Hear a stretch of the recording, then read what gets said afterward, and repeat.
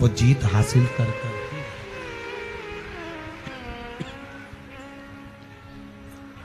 ही जिंदगी में जीत हासिल कर कर ही रहता है। सजीवन में कोई ऐसा कार्य नहीं हो सकता। बस हर कार्य में शिव को साक्षी रखिए, हर कार्य में भगवान शंकर की साक्षी रखिए।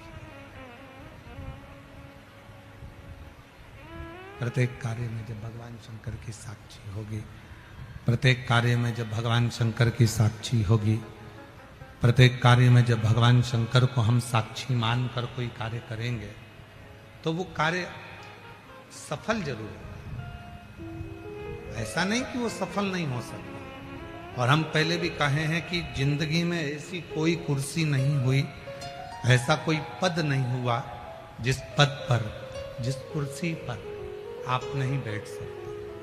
बस आपकी मेहनत, आपका संघर्ष, आपका संघर्ष, आपकी लगन, आपकी जागरूकता, आपकी लगन, आपकी जागरूकता, आपका संघर्ष, आपकी मेहनत आपको उस कुर्सी तक लेकर जाती है, आपको उस पद तक लेकर जाती है।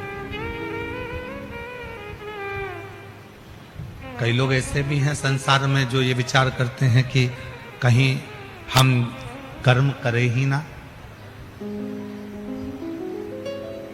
हम कोई कर्म करें ही ना और उसका फल हमको मिल जाए। कई लोग संसार में ऐसे भी हैं जो कर्म करना ही नहीं चाहते और फल पूरा चाहते। परशु महापुराण की कथा कहती है कि भगवान देवाधिदेव महादेव की चरित्र आप श्रवण कर रहे हैं। भगवान शंकर ने अपने पुत्र श्री गणेश जी महाराज को भी अगर बताया तो कर्म ही प्रधान बताया।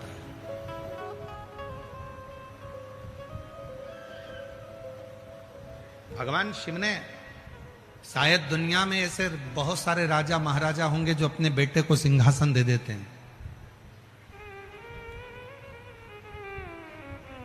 दुनिया में ऐसे बहुत सारे राजाओं का चरित्र आप पढ़ेंगे, दुनिया में ऐसे बहुत सारे राजाओं का चरित्र आप स्मरण करेंगे जो अपने पुत्र को राज्यपाट दे देते हैं। पर एक देवाधिदेव महादेव भगवान शंकर एक ऐसे हैं जो अपने पुत्र को, अपने बेटे को भी अगर राज्य देते हैं, अपने पुत्र को भी यदि सिंहासन देते हैं, राज्य देते हैं, तो पहले उसकी पूर्ण परीक्षा लेते हैं। पूर्ण परीक्षा अपने पुत्र की, पूर्ण परीक्षा पुत्र की, पूर्ण परीक्षा अपने पुत्र की ले रहे हैं, पूर्ण परीक्षा। भेजा भगवान शंकर ने माता पार्वती जी ने कि जाओ, जो पृथ्वी की पहली परिक्रमा कर कर आएगा, तो पृथ्वी की पहली परिक्रमा कर कर आएगा, वही प्रथम गिनती में माना जाएगा। आप चाहते तो भगवान शिव अपने पुत्र को सीधे सिंहासन पर बिठा सकते थे, पर सीधे सिंहासन पर भगवान शंकर ने नहीं बिठाया। भगवान शंकर ने पहले परीक्षा लेकर दोनों को पृथ्वी की परिक्रमा करने के लिए भेजा, दोनों को परिक्रमा करने के लिए भेजा, दोनों परिक्रमा करने के लिए चले।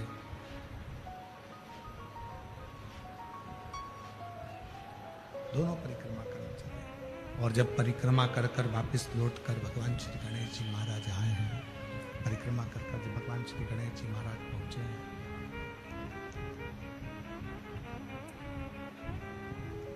और उनकी बुद्धि की प्रबलता जब नजर आई है, बुद्धि जब प्रखर नजर आई है, बुद्धि की तीव्रता जब नजर आई, तो भगवान गणेश जी महाराज को स्थान पर विराजमान करके दिखा दिया। बुद्धि की तीव्रता में उनको विराजमान कर दिया। तो शिव कथा कह रही है, भगवान शंकर का चरित्र कथा है, शिव महापुराण की कथा कहती है। भगवान शंकर का चरित्र वर्णन कर रहा है, शिव पुराण वर्णन कर रही है। भजन शंभो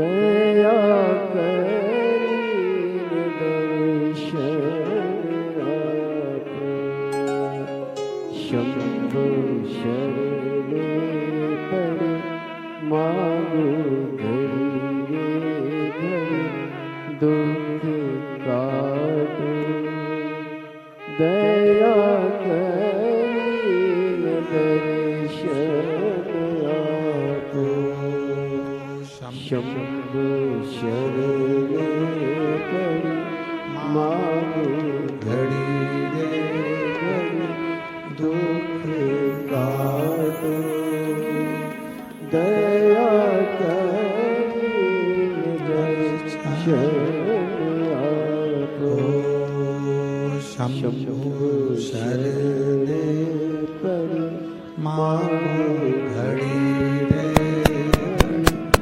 दुख काटो, दया करीन दर्शन आपको। शिव कथा कर रही है, भगवान शंकर का चरित्र गा रहा, शिव महापुराण की कथा कर रहा, भगवान शंकर का पवित्र चरित्र कर रहा, शिव तत्व कर रहा।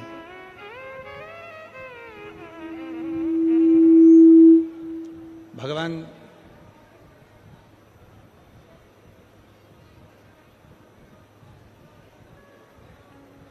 देवराज नाम के ब्राह्मण को ऐसा नहीं कि मां ने शिवालय तक नहीं भेजा हो, भगवान शंकर तक नहीं भेजा हो, वो देवालय तक जाए उसके लिए मां ने भी प्रयास करा। छत्रपति वीर शिवाजी महाराज शिवालय तक जाएं, ये मां जीजाबाई ने प्रयास किया। और देखो चरित्र का स्मरण करिएगा, चरित्र को देखिएगा, स्मरण करिएगा, ध्यान करिएगा, स्मरण करिएगा कि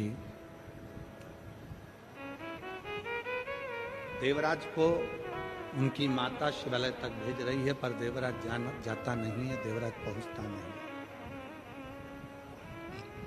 देवराज पहुंचता ही नहीं। और छत्रपति वीर शिवाजी महाराज शिवालय तक जाते हैं, शिवालय के सम्मुख में ही खेलते हैं। शिव की कृपा कितनी हुई, जो शंकर के मंदिर तक नहीं पहुंचा वो देवराज नाम का ब्राह्मण, जो शिव के मंदिर तक नहीं पहुंचा देवराज नाम का ब्राह्मण, वो देवराज नाम का ब्राह्मण जो भगवान शंकर के मंदिर तक नहीं पहुंचा, वो एक दिन चोरी करना सीख गया।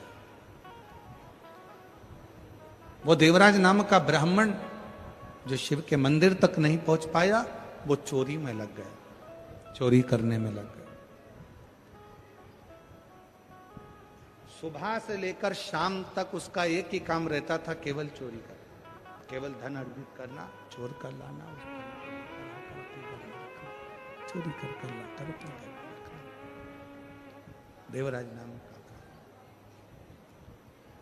हमने पहले भी कथा में कहा, फिर कहते हैं कि जिस दिन आपके घर के बच्चे शंकर के मंदिर तक जाने लगे, शिव के मंदिर तक जाने लगे, शंकर की चौखट तक जाने लगे, शंकर के मंदिर तक जब घर के बच्चे जाने लगे, तो समझ लेना कि अब इन बच्चों को हाथ पकड़कर तुमने शिव के मंदिर तक भेजा है, अब ये बच्चे शंकर का हाथ पकड़कर अपनी मंजिल तक जरूर पहुंचेंगे, ये निश्चित है, ये निश्चित है। छत्रपति वीर शिवाजी महाराज की माता जीजाबाई वीर शिवाजी को शंकर जी के मंदिर के सामने बैठकर, भगवान शंकर के मंदिर के सामने बैठकर वहां खेलते हैं, तो भगवान देवाधिदेव महादेव ने छत्रपति वीर शिवाजी महाराज का हाथ पकड़ा और छत्रपति वीर शिवाजी में एक अलग से बल आया।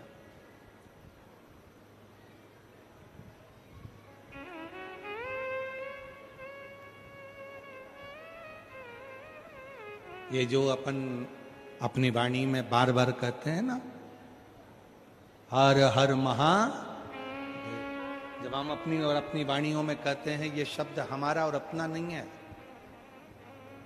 ये छत्रपति वीर शिवाजी महाराज का शब्द है।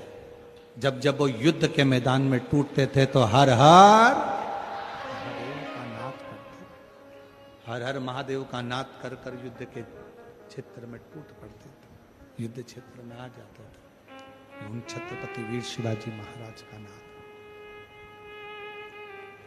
तो हमारे जीवन का सारा कार्य, हम अपना जीवन का जब सारा कार्य पूर्ण तरह से शिव को समर्पित कर देते हैं तो शिव उस कार्य को स्वीकार कर लेते हैं और भगवान शंकर उस कार्य को स्वीकार कर कर हमको उन्नति की सीढ़ी पर, तरक्की की सीढ़ी पर लेकर चले जाते हैं, उन्नति की ओर लेकर चले जाते हैं।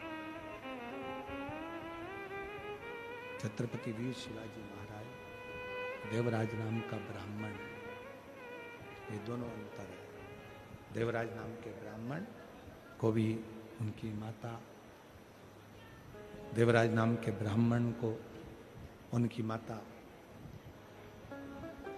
भेजती है। ऐसा नहीं, कोई माँ संसार में ऐसी नहीं है जो अपने बेटे को गलत मार्ग दे।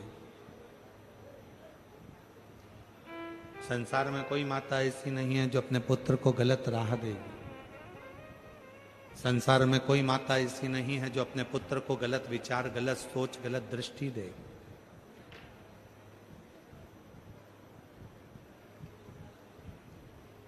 हाँ,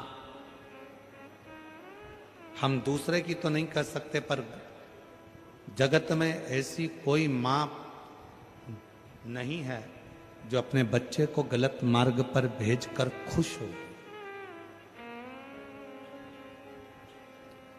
प्रत्येक घर की माता, उसका एक ही लक्ष्य रहता है कि मेरा पुत्र एक दिन मेरे जैसा हो। प्रत्येक घर की माता ये विचार करती है कि मेरा पुत्र मेरे जैसा हो, मेरा पुत्र अच्छा कर्म करे, मेरा पुत्र अच्छे कार्य के प्रति तत्पर रहे, अच्छे कार्य में लगा रहे। कोई माँ संसार में ऐसी नहीं हुई है, कोई माँ जो अपने बच्चों को गलत राय दे, गलत विचार दे, गलत सोच दे, गलत दृष्टि दे। तो देवराज नाम के ब्राह्मण की जो माँ थी, वो देवराज को शिवालय तक भेजती थी, भगवान शंकर के मंदिर तक, पर देवराज उस शिवलिंग मंदिर तक जाता ही नहीं था। देवराज शिवालय तक जाता ही नहीं था। वो बीच राह में अपने मित्रों के पास में, अपने दोस्तों के पास में गलत संगत में, गलत विचारों में, गलत दृष्टि में फंस जाता था। पर वो श्रेष्ठ मंदिर तक नहीं पहुंच पाता। और शिव पुराण क्या कहती है?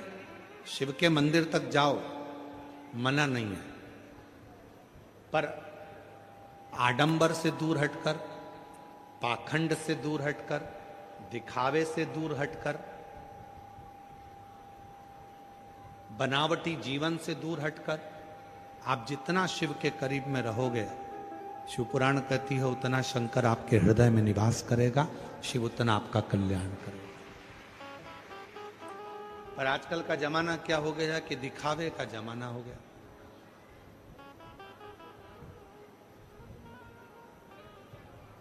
जितना जितना दिखावा करोगे आप उतने श्रेष्ठ कहलाओगे। पर शिवपुराण इन सबसे आपको हटा देती है। शिवपुराण कहती है कि मेरे शिव किसी आडंबर में नहीं, मेरे शंकर भगवान कोई आडंबर नहीं करते।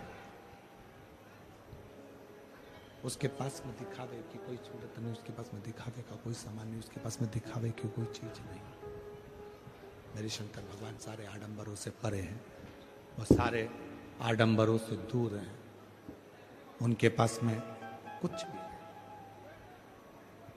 मस्तक पर गंगा है, हाथे में डमरू है, त्रिशूल है और तन पर भस्म रमी हुई है। पूरी भस्म अपने तन पर धारण करे,